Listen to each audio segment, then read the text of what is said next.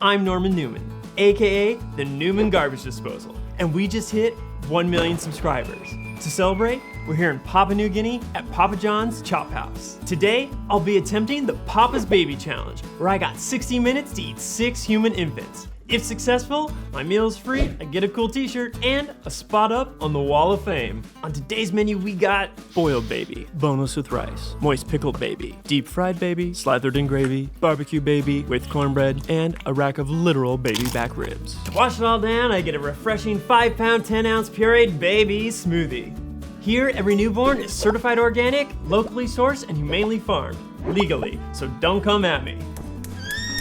Sounds like they're firing up the grill right now. Don't forget to bite that like button, feed that notification bell, and subscribe. Nom nom nom!